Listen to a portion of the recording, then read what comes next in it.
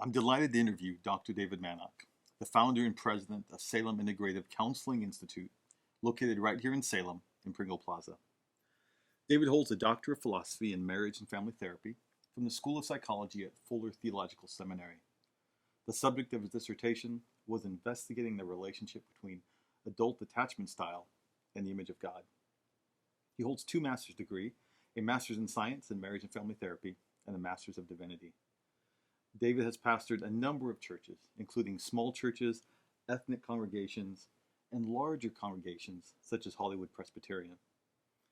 David has been involved in higher education since 1999 and has practiced psychotherapy with thousands of individuals, couples, and families since 1996.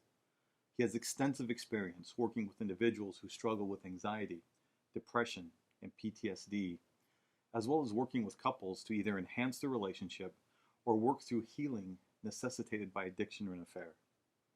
He states, "I believe that neuroscience has clearly demonstrated that humans are hardwired for relationship, and the best way to understand and process a person's personal subjective world is to be present, attune, and resonate with their heart's desires rather than the symptoms of their pain." We pick up today's conversation discussing the influences of his diverse education in family life.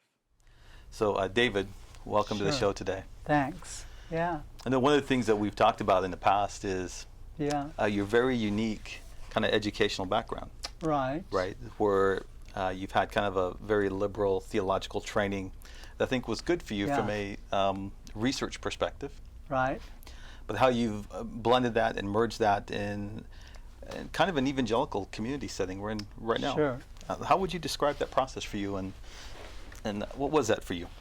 Yeah, I was raised here in Salem, Oregon. I was born in Japan, and then I was adopted at the age of 9 by a wonderful couple here in Salem, Oregon, the Manocks.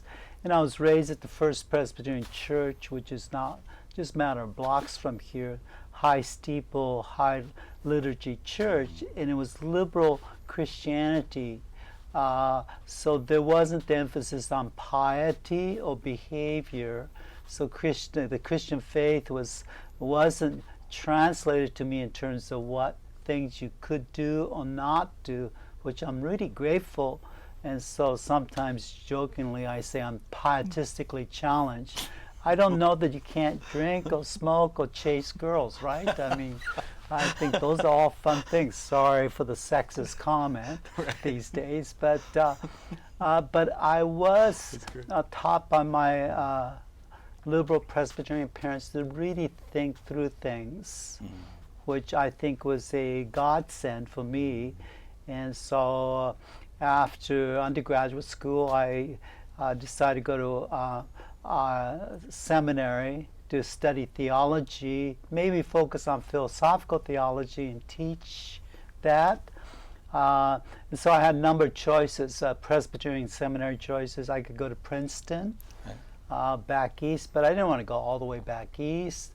I wanted to go to San Francisco, which is considered the Western Princeton in San Francisco, but they lost my application.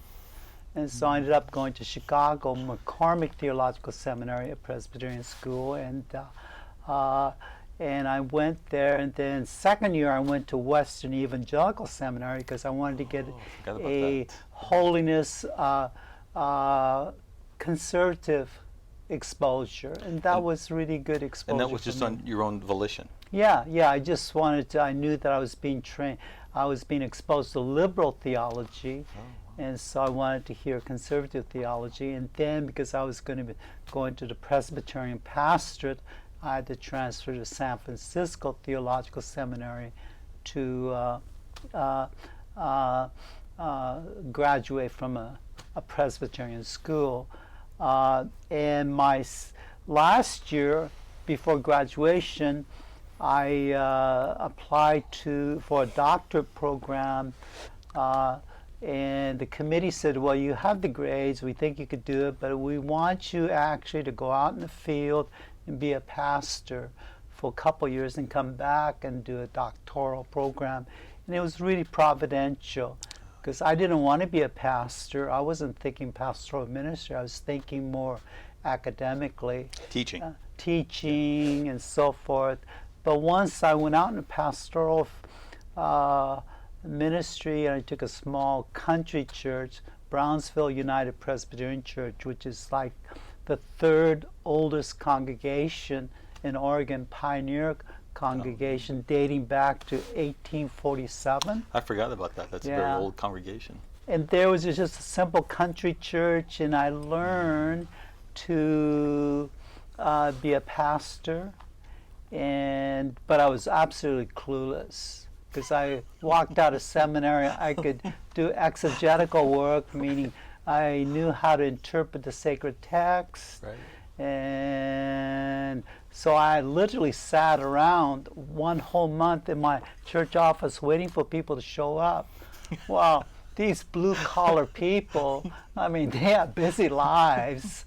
And so I knew I had to fast and pray.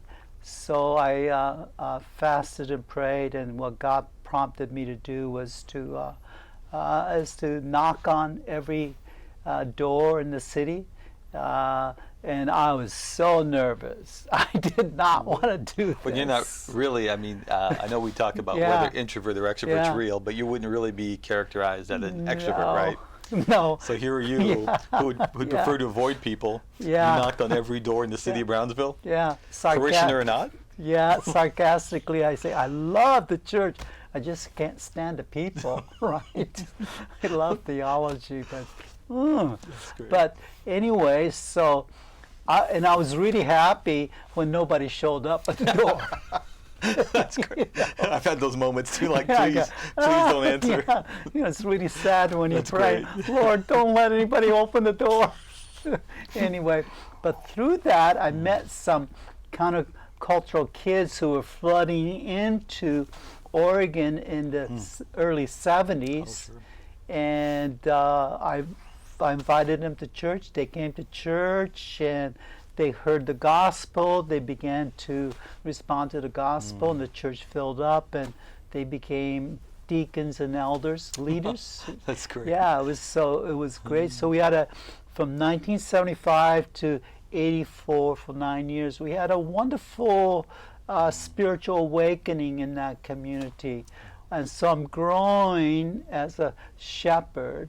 You would love this. One Sunday, I looked at my sermon in the pulpit. I was actually standing in the pulpit, and I thought, this isn't the right message. So I said to the people, excuse me, and I left the pulpit. And you got the right message? I walked out of the church into my study, and everybody's going, yes. All because you had the wrong sermon. Yeah, and so I went and pulled out a different sermon. I was so clueless. But when you prepare for a sermon, right, you want to deliver it.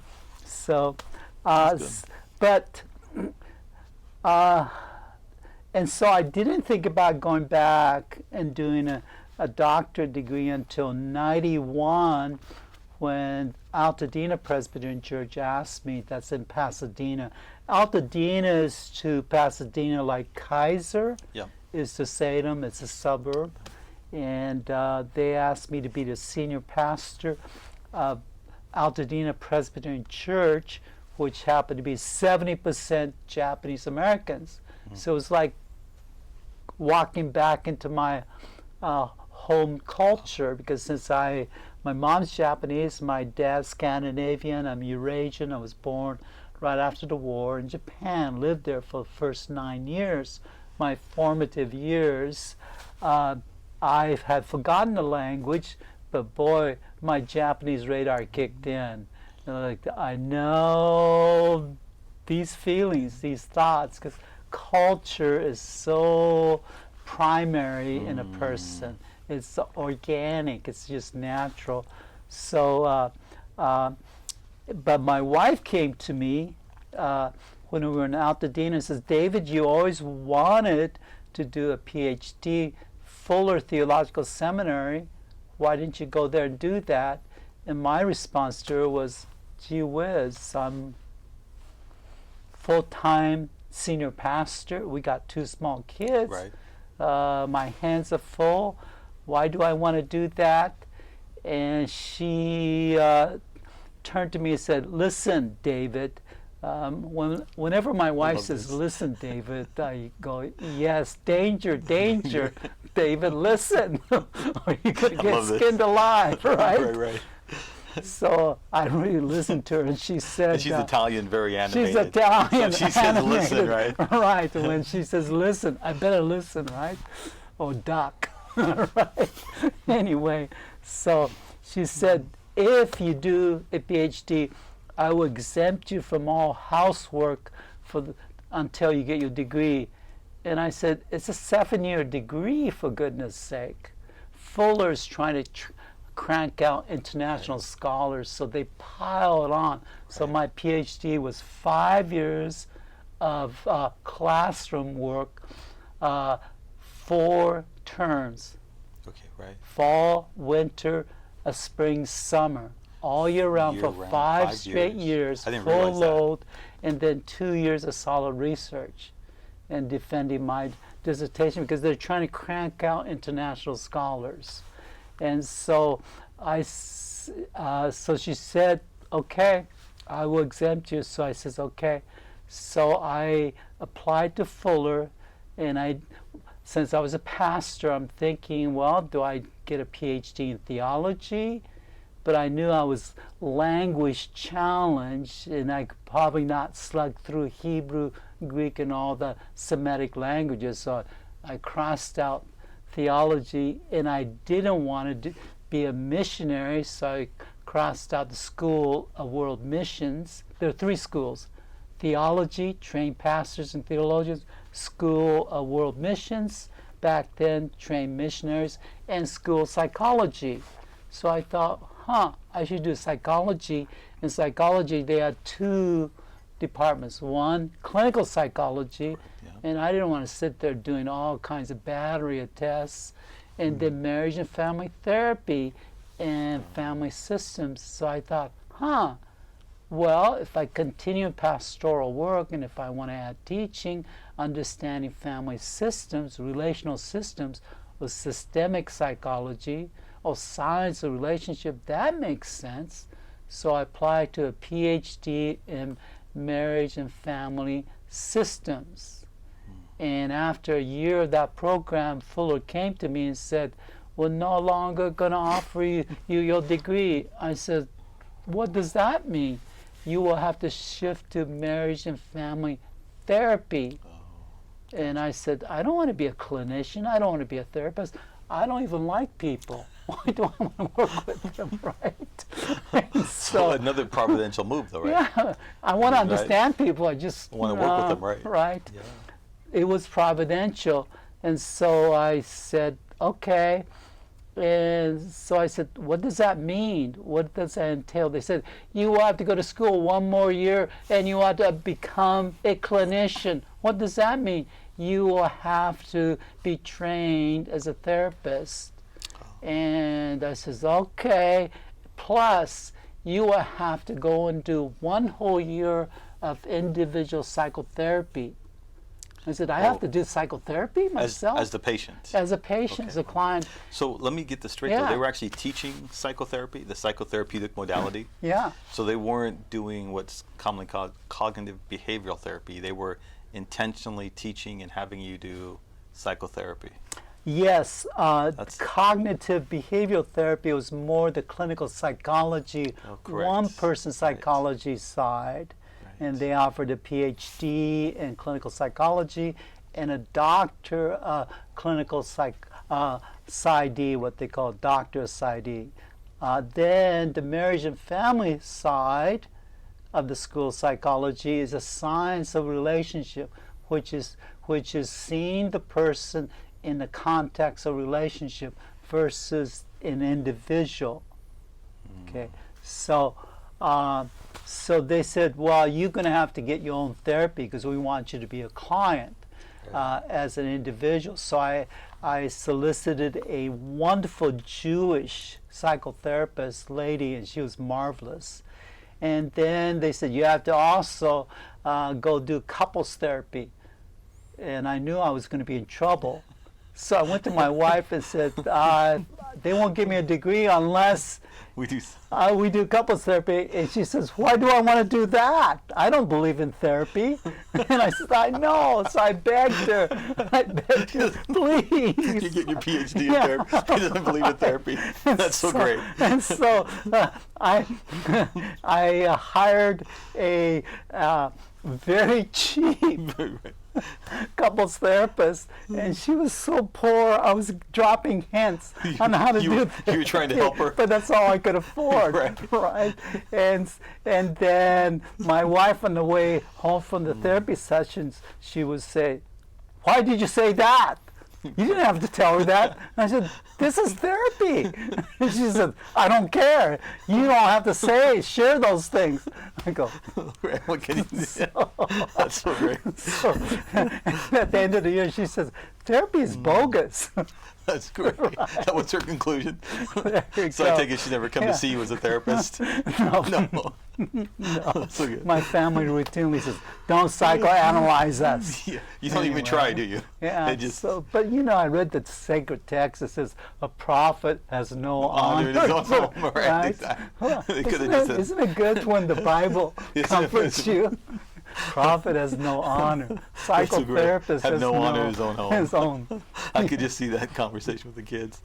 One thing that strikes me interesting is the two big times, but I'm sure there was many, and I know you've told me this story multiple times, but I actually didn't pick up on kind of how God was kind of guiding you to... providential. I mean, the fact that your first doctorate of theology would have pursued would have been a whole different life for you. Yeah. And that was put on hold providentially. Right. And then you go down to Fuller, and your wife gives you a carte blanche pass from church for 7 years. Yeah.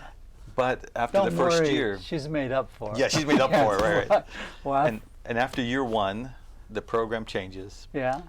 And it wasn't that you had selected to be a clinician. I know. Yeah. I often say what's really interesting is because you're not, the term extrovert probably isn't the right term to use, but I pick up from you a lot as we talk that you're not the guy that goes out, actively partying, looking for relationships and engaging and chasing people down, right? No, I don't like parties. Party, right. Yeah. But what I often tell people is that the way that you're wired, you're almost an engineer. And I've often told people the heart whisperer, or you're the engineer of the human heart. You've really taken time to study the dynamic in relationships. Yeah, what intrigues me is actually trying to understand things and understanding the phenomenon, and then the practical part, which is more the minor part for me, is trying to apply it to helping others. But I get excited trying to understand what's really going on, and research always begins with doubt. So if someone says to me, so-and-so was diagnosed as borderline personality disorder, well, I can do the DSM-5, a diagnostic work, and I can diagnose a person whether they fit DSM-5, borderline personality categories, fair enough. But I'm asking all the time, what is borderline personality disorder? And then if I do literature review of what so-called experts are doing, and I go, wait a minute, there's a lot of gap here. And so I began research, and good research begins with doubt. How can this be? Is this really true? What's really going on? Then existentially, you have to you can go into skepticism. There is no truth. And cynicism, no, absolutely there's no truth. And become cynical. And that's considered really being intellectual. And in my point of view, no, I think that's just being stupid. Smart stupid. Right? Intelligently stupid. Fair enough, right? Cynicism. Or I start with doubt and I ask, what is it? What is it? And I keep challenging myself and challenging what I read and research. and research is a very long, slow process. Then I slowly come into sense of confidence about, okay, BPD, borderline personality disorder, at the most organic level probably is not a personality disorder. It's some kind of an attachment, relational injury, trauma that's activating with neuroemotional circuits and all that stuff based upon early wiring the first 5 years, which neurobiology will tell us. And slowly I try to make sense, and then I move into kind of assurance. I think I may have, in a good enough way, understood enough to try to help people. So a couple things. So you mentioned, first of all, phenomenon, just for Yeah. people who may not use that term in Sure. their daily vernacular. Yeah. When you say you look at phenomena, what you mean is you look at observable behavior or observable patterns for Sure. couples. Is that fair enough? Yeah, that's fair enough observation. So in psychology, which is a study of the human experience and trying to make sense of it, and I'm dual trained, I'm theologically trained. In theology, we're taught how to interpret the sacred text. So if you give me any text from the sacred text or from the Bible, I know how to do the science of interpretation, which has rigid, methodical steps to exegesis. Hermeneutics is the technical word. Science of interpretation, exegesis is a discipline of that. Well, in psychology, we're interpreting the subjective text because a human person is a walking text, and it's exact same science, from the macro to the micro. And so when I started to be trained as a psychotherapist, I realized, oh my goodness. You're already trained. I'm already trained. I know how to do this. I've been doing exegetical work for years and years and years and years. And so it was a natural shift to do this. So when I'm a clinical supervisor and I have some 30 interns and therapists I supervise, I tell them, you know what? Your training will help you to read the Bible. And the way you do that, you just treat the Bible as a client. And the steps apply. And it's uncanny. It's step by step. And the Christian church has inherited from the Jewish people the science of interpretation. It's a very ancient, old interpretation, and it helps me to try to understand people as well. So the way I integrate is the sacred text declares to us we're made for relationship. Whatever Adam and Eve, whoever they are, is a poignant, powerful story. I can't think of any story in culture, in religion, in society, in literature, in philosophy that nails it like that simple story of Eden and Adam and Eve, created for each other. And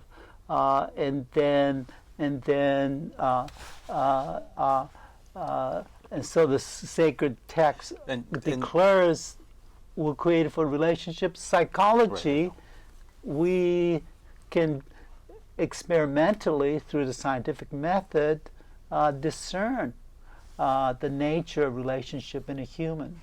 And that's what you mean when you say the story of Adam and Eve is the most poignant story. It's incredible. What you mean by that is that it lays down the absolute foundation that we are wired for relationship. Precisely. We were created for relationship. Yeah. There's no such thing as a lone person. We are found and made and understood only in relationship with one another. And then you will also share at times with us at the Institute and our time together that neuroscience actually verifies the same thing. The decade of the brain, the 90s. Right, 1990s when when psychology began to scan the scanned the human brain. It's called the decade of the brain. And after 10 years of brain scan, some of us in research, at least I did, I threw up on my hand and said, we're in trouble. Because psychology before brain scan was based upon observation. And observation goes like this. I walk 5 miles down the country lane. Earth is flat. I walked 50 miles. It's still flat. You could literally walk around the world and say it was flat. Based upon solid observation. But we had flat Earth psychology based upon observation. But when you scan the human brain, you go from observation to actual hard numbers. And the only way I can describe the paradigm shift is we went from flat Earth psychology to round Earth psychology with greater instrumentation in mathematics. People understood and verified that the Earth is not flat, but round, right? Fair enough. And in my opinion, I think our society is 20 years behind research. And my clinicians who come out of graduate school are still 5 to 10 years behind research. They haven't made the shift from one-person psychology to two-person psychology, because flat Earth psychology, we taught people you're an independent individual. Right. Your brain is about you, an internal process. And how many of us have heard that? How many? And so we taught people concepts of self-worth, self-identity, self-efficacy, self-agency, self-love. Self-love. You gotta love yourself. You gotta know yourself. We quote Greeks, know thyself, as a gospel truth, right, as a foundational truth, if you're going to have a healthy relationship. Okay, so it's autonomy, independence, autonomy, differentiation. Then we say, don't be codependent. And currently, I'm constantly hearing, don't avoid gaslighting. Right. You hear that? It's becoming the very newest popular. term, right? Yeah. It's one of the newest terms.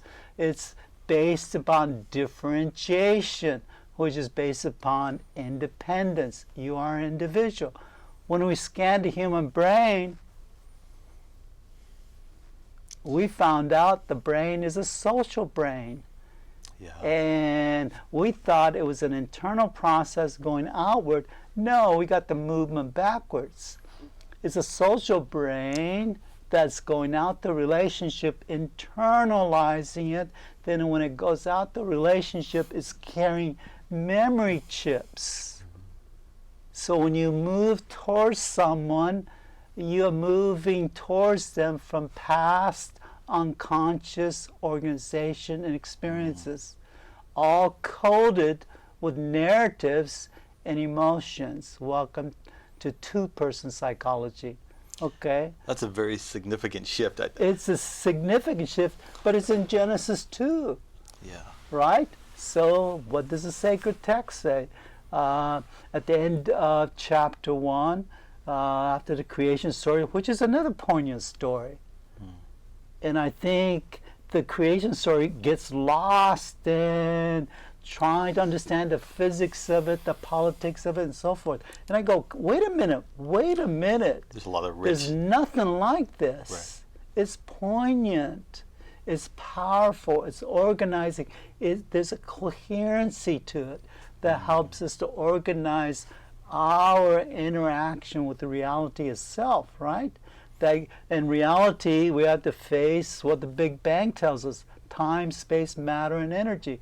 Well, you organize those 4 categories. Right. Yeah, good luck. Good luck with the beginning story. Good That's luck. fair enough. You do it. Fair enough. Fair enough, right? No, I love that. But what you're saying, I think, is really profound. I want to stay with it for a minute because I know it's been, for my wife, Jocelyn, and I, it's been absolutely life-changing to shift from thinking about, and I'm going to be a little hyperbolistic here, but Sure. kind of the concept of, well, David, Yeah. we can't be in a relationship until you fix you. Yeah. And once you fix you, come back and let's be friends. Yeah, that's one person's psychology. Or vice versa. I've heard people say, hey, I just need some time off so I can take care of me and I can come back to you a better person. And the reality is, people like John Powell and others kind of had it right early on when they said, but we are made by those who love us and those who refuse to love us. Precisely. Right. It's the relationship that defines us. And neuroscience, decade of the brain, confirms that.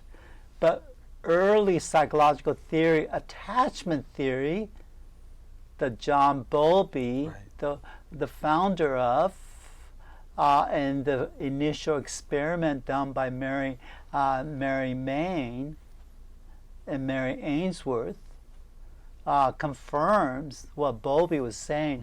But let me go back to Genesis. Okay, at the end of chapter 1, you have an interesting Hebrew word that's a summary statement after the days of creation. And it says, behold, everything was very good. I go, yes. What a powerful, lovely, concluding summary statement, right? The concluding summary after Adam and Eve are created. Yes. And then the first thing God says as a post creation assessment, he says to Adam, it's not good, that a man be alone. And I go, what? You just said very good. Now you're saying the negative, not good. What? I'm describing how I was trained to interpret the sacred text. You pay attention to every single word, its grammar, syntax, its history, its context. And that's what you had to do in psychology. God says, here's creation. Yeah. It's very good. Yeah. But it is not good. Right. That you're alone. Right. So sarcastically, I thought if I was standing, if I was in that picture, I could say, I don't get this. You just said everything's very good, and now you're saying there's something missing, something wrong, something that needs to be added, corrected. What's not good? And then you know the story. Adam's put to sleep. We got the first surgery. And DNA materials extracted from Adam's side and fashioned.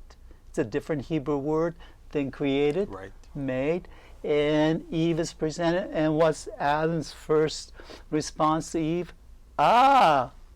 Bone of my bones, flesh of my flesh, woman, Isha, for I'm Ish. Man, it's a nice poetic way to say, there's me. There's me. Wow. So you had this incredible primary story in the beginning of human history that nails it. And let's tease it out just a little further there, because I love what you just shared about Isha. Isha. From Ish. Ish, right. There is me. But there is not me as a man. Like when I experience Jocelyn, I go, there is a woman. Yes. Right. Yes. And there I am present. Yes. In her. Yeah. And her with me. Yes. And together we express the image of God. And together, male and female. It's a relationship that reflects the relationship, Father, Son, and Holy Spirit. Whoever they are, whatever this is, it's a relationship. We are 3 in 1. Profound mystery, right? So if we're created in that profound relational mystery, why can't we say it takes a relationship to reflect the relationship? And so moving towards Eve, or Eve moving towards Adam, the other person brings you to you. There's no self-discovery here. That's so good. That's Adam so good. is saying, there's me. It's unbelievable. I mean, how much, and it's not to say that you can't know things about yourself that people don't know, right? Of course there's self-knowledge. Well, if you pick your nose, you should be able to observe you picking your nose. Exactly. Fair enough. Fair enough, right? But the essential things, who are you? you can only have in relationships. Yes. And one of the primal relationships is family. But we're also talking about friendships. Yep. Church relationships. All relationships, right? Yeah. Bring you to you. Yeah. So how does this affect when you're in therapy? Yeah. And you're looking at two-person psychology? One thing you said over and over is that you don't treat the individuals, but you treat the relationship. Right. And this is amazing. It's an amazing shift in thinking about therapy. Can you extrapolate that a little more and just expound on it? Sure. What does it mean to treat the relationship?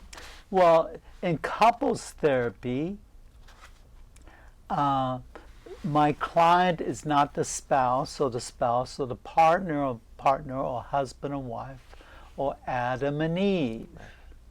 By the way, if I'm working with Eve and Eve or Adam and Adam, it's the same dance. The dance is the same. Yeah. The human heart is still wired for relationship. Precisely. And so in couples therapy, my client is the relationship. So I take the person's experience, partner's experience, and how that impacts the relationship, and vice versa. And what I have to do in order to have a fruitful couples therapy is I have to reframe the therapeutic experience by saying to them, I'm not here to fix you, and I'm not here to fix you. Both of you will point out what the other person needs legitimately. Right.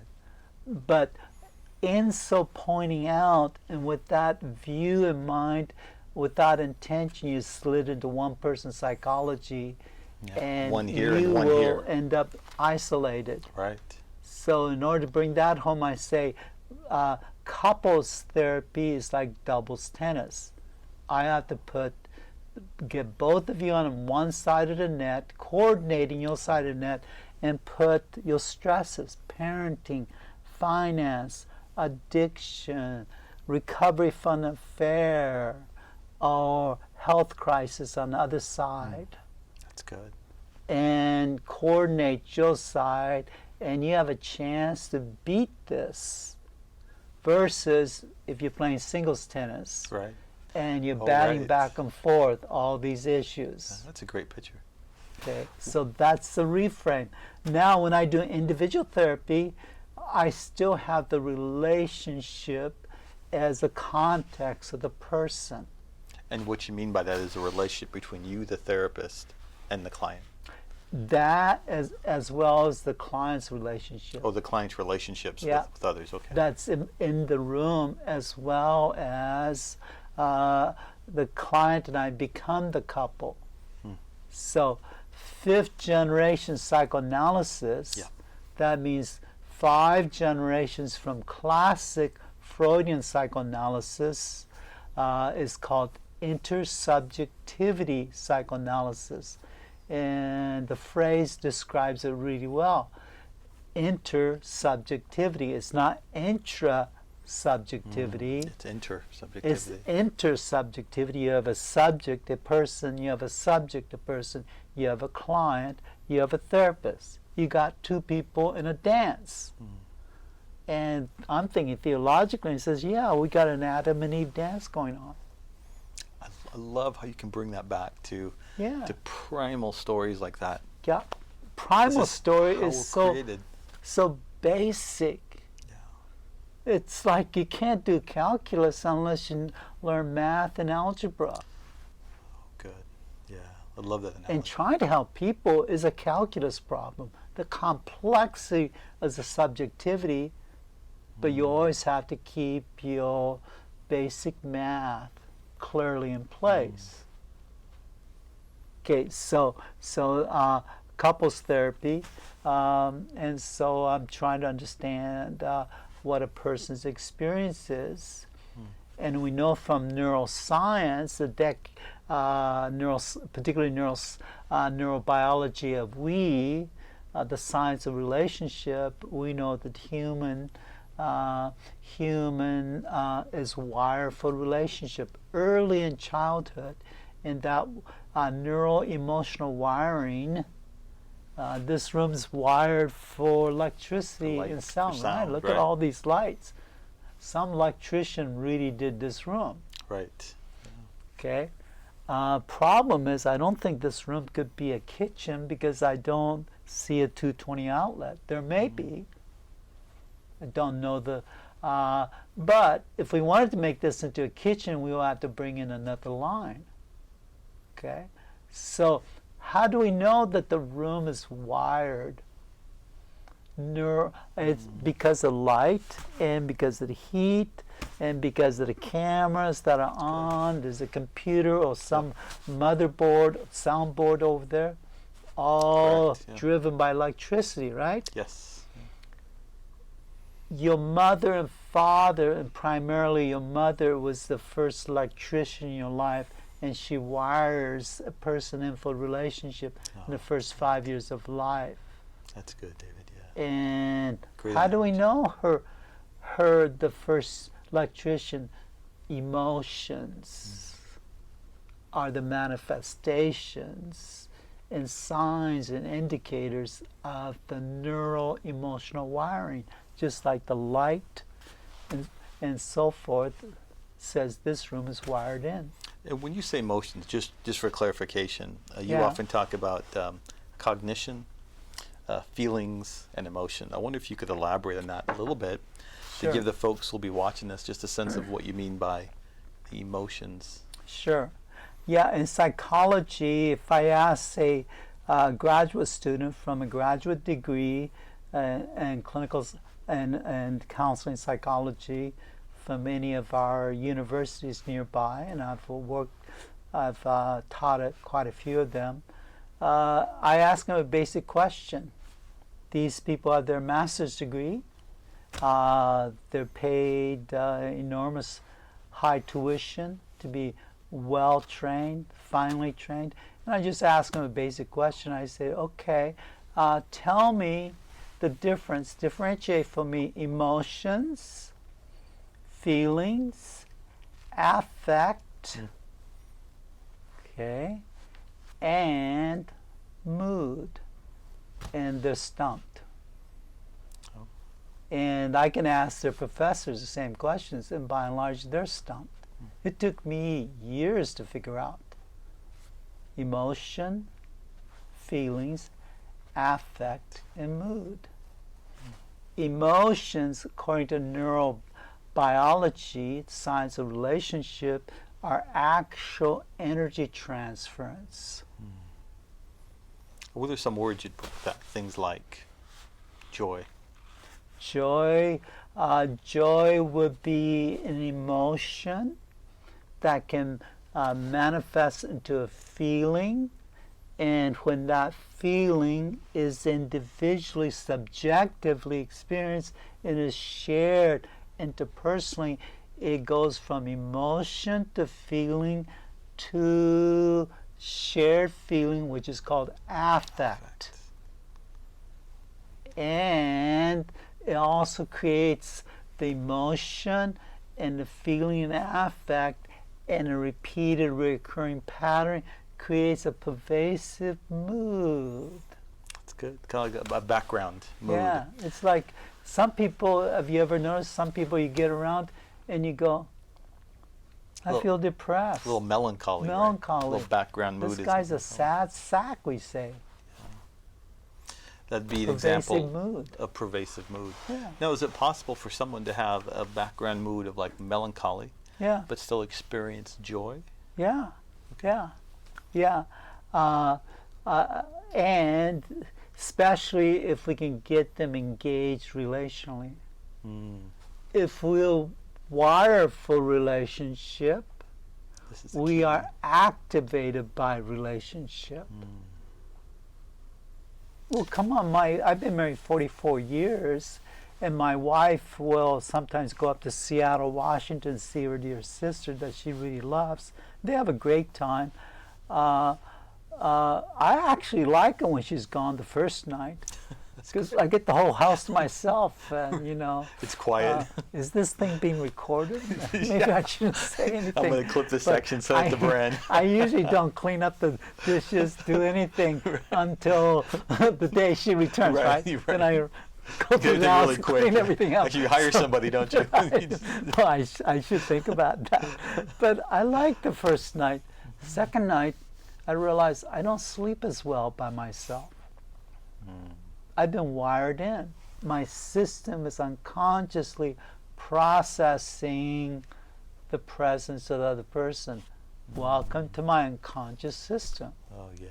Okay, so if I go to bed and I got a lot of anxious thoughts, a lot of loose ends, if I'm sleepy, I fall asleep, which usually means at 2 o'clock I'm awake and I go, then I have a choice. Do I then try to process those anxious thoughts and stuff, or do I try to get back to sleep and not ruin a good night's sleep? So I've found a shortcut. All I do is put my hand on my wife's bare back nearby, because I know skin-to-skin contact will send massive neuroemotional signals at 280 miles an hour through the base part of my brain up to my top part, and I fall right back to sleep. And you watch little kids do that. What do little kids do when they're afraid? They want mom and dad to hold them. They run right to mom, and all mom has to do is hold them. Yeah, signal safety. Signal safety. You're not alone. And I think part of the theme of what we're talking about is we're wired from this since Eden. Yeah.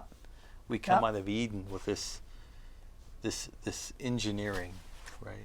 Good way to put it. We'll engineer for relationship, and neuroscience and neurobiology and scan work and other work. We have figured out the engineering. Yeah.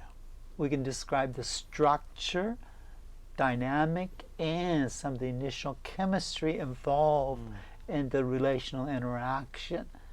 And so when I do counseling, I'm thinking in terms of brain, mind, and relationships, which overlap.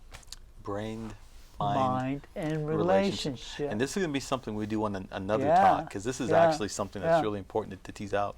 I want to just circle back on the feeling and the emotions. Sure. Because one thing I really like what you did is you talked about joy as maybe a primary emotion that can then rise up and become a feeling. Right. That can then be shared, so we have the affect. And can become kind of a background mood, right? Yes. And I appreciate that, because often I've heard that like joy is the emotion, happiness is the feeling. Yeah. But they really aren't quite that stratified, are they?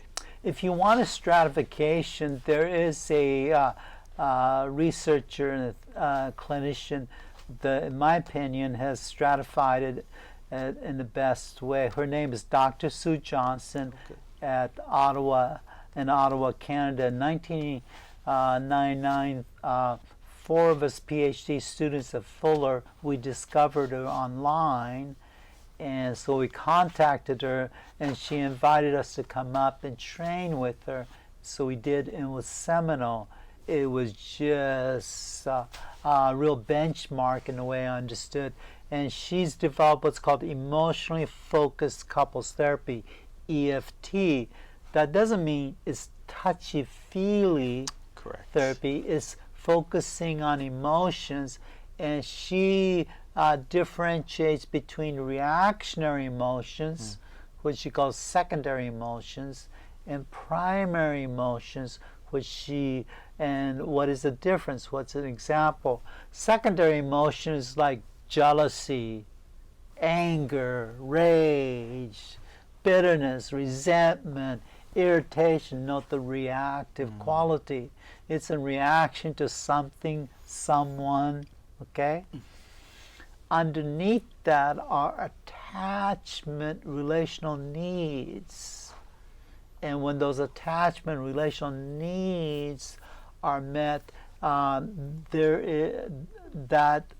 need, attachment need, and desires and longings that are met in relationship that's expressed in what we call primary emotions, joy, sense of well-being. Athletes experience being in the zone. Right. I was a University of Oregon gymnast, and I could tell within 2 or 3 seconds of apparatus work whether I was in the zone or not. When I'm in the zone, everything is effortless. And it's like watching myself do this versus trying to do it. Right. Because the meets where I was not in a zone, I remember. You remember? Your brain remembers negative things more than positive. Right. And so those vividly, I can close my eyes and kind of replay the apparatus work and just grinding out everything and nothing. You're not in a zone. You're fighting through your apparatus work, right? Your routine. But when you're in a zone, it just flows. Everything comes together. Now, theologically, I believe heaven and earth overlap. The Greeks split reality in their metaphysics to spirit, matter. We got mind and body. We have faith and science. The Greeks split reality, which is brilliant for science, because if you're going to be a chemist, you have to break the compound down to its atomic parts. Fair enough. But it's disaster for life and the meaning and purpose of life. Because if you it's disaster for relationship, because if you split things, it's like being 1 degree off on your compass setting. You walk 5 miles, you're going to start notice you're off track. You walk 50 miles, you're going to be lost. 500 miles, good luck. Way off the path. You're way off path. All it takes is 1 degree being off. And the Greeks split, which is, the Greeks taught Western society how to think, and they gave us in their metaphysics this split paradigm. That's why we have sacred, secular, and profane, sacred, religious, secular, and heaven, secular, heaven, earth, personal, and collective. Mind, we have body. all these mind, body, all these binary splits. Here's a problem in neuroscience. We know that the left hemisphere is binary in terms of it's logical, it's a thinking brain side, and it split things for analysis. But in doing analysis, it splits the person who's doing the analysis from the relationship. Because the relationship is the right brain, right hemisphere enterprise.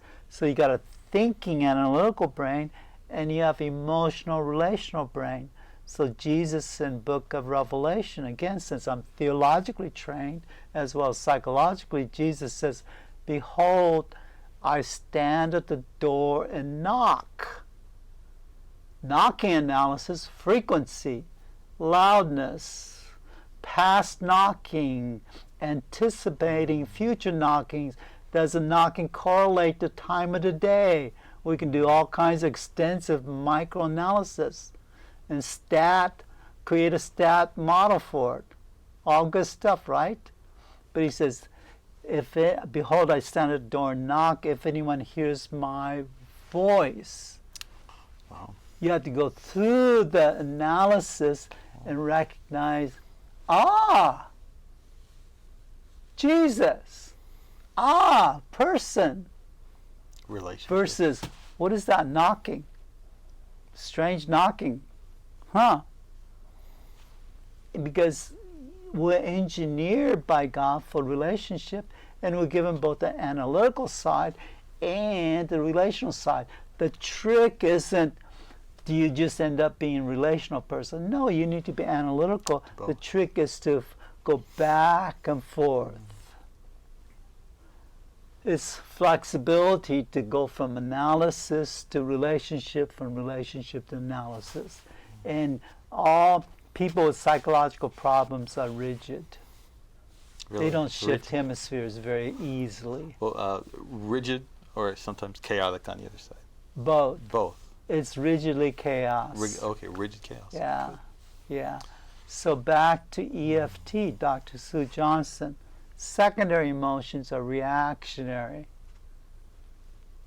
Behind that are primary emotions that signal the person in relationship. So when Adam said, bone of my bones, flesh of my flesh, woman, Isha, I think he was flooded with joy. That's beautiful. It's beautiful, and it's stunning.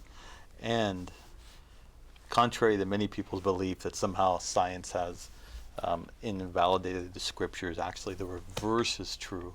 We are still working out the Garden of Eden today, the Adam and Eve dynamic. That's why I say it's a poignant, story. I'm sure there are better words than with poignant, but that's my way of saying I'm hitting a mystery. Yeah. I'm hitting something solidly there, trying to comprehend it, put it into words. Something that is fundamentally real. Fundamentally there. It's a foundational reality.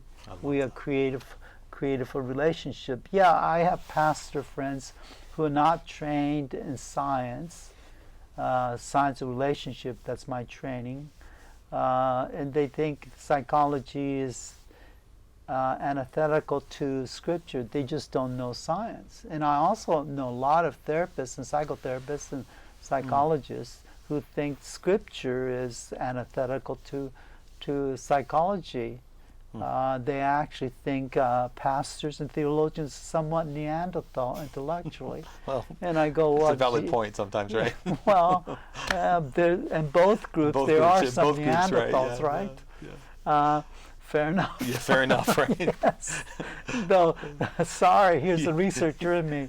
If you want to do the biological research, review about is there actual Neanderthal connection? Probably not. I actually have written a paper on this.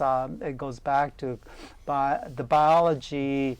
The biologists have debated in around 2003. In the majority conclusions, there's no connection. Yeah. There's a minority report. In research, there's always going to be a minority report. Right. And sometimes the minority report proves with time to be true. Correct. A lot of times with time, we find out the minority report had a political agenda. Right. Yeah. They were just hard-nosed idiots. Right. Fair enough? Fair enough. It's really sad when PhDs are stupid. Yeah. It's really sad when pastors are nutty. You're right. That's good. It happens in both professions, right? It does. Hey, as we wind today down for a close, this will definitely not be the last conversation we have. Okay. We've got enough material for several more conversations. I'm really looking forward to that. What I would like you to ask right now is just talk about the Integrative Counseling Institute. Sure. That's something I'm very proud to be a part of on the executive committee, as well as a pastoral counselor. And we're really trying to provide things like training and pastoral counseling, clinical counseling. Why don't you give us a little bit of an overview of the ICI and what your heart is for it? Sure. ICI, which stands for Integrative Counseling Institute, is a group that we formed, and it's located here in Salem. It's just across the street from here, right, at 355 High Street, and we have 6 pastoral counselors doing pastoral counseling under supervision and training, and I also have about 30 clinical interns and therapists I'm working with, supervising them. And I do want to say, when you say 6 pastors doing pastoral counseling under training, you're actually training the pastoral counselors to clinical standards. So even though they're not going to school, they're not necessarily getting a licensure, they're getting the same education you would get if you were getting a master's program, say, at one of the universities. Yeah, I decided since I'm dual trained in a dual background, I'm both a pastoral counselor and a clinical licensed counselor. I thought to help my brothers and sisters in Christ who are trying to do pastoral counseling the best way I can help them is to raise their counseling work up to clinical standard, not making them clinicians, but let them be exposed and trained to all the benefits of the science of relationships and so forth, and then help them to integrate, because my pastoral counselors often have a rich biblical background with biblical spirituality, like prayer intervention, healing prayer, soaking people in prayer, and so forth, and helping to integrate that for them. So that's one of the things we're trying to do. And so we supervise, we train, and beginning next month we're going to be offering on a Friday all-day seminar. Why didn't you share about that? We are actually. I'm pretty excited about this. Yeah. We've David's put together a series of 20 classes to last 20 months, beginning in January, and they will be professionally filmed and will be loaded up to our Vimeo account. And we are planning to offer these to the city of Salem, to pastors, to clinicians, to interns, and to anybody who's interested in doing any kind of pastoral counseling. The material will be integrated both from a theological perspective as well as from a science and neuroscience and psychotherapy perspective. So if you're interested in attending these classes with us, please contact us. We'll have everything in the links below. We'd love to see you there. They will start, I believe, January 17th or January 20th. We'll get the date right, but down at the Broadway Commons. Okay. And they can go on Facebook, ICI Facebook. You might want to tell them the about ICI that. Facebook, Yeah. our YouTube channel as well. That's fantastic. So David, thank you so much for your time. I have really appreciated it today. Yeah. I look forward to more conversations with you. I look forward to more conversations, and I'll try to talk less and let you talk more. That's great.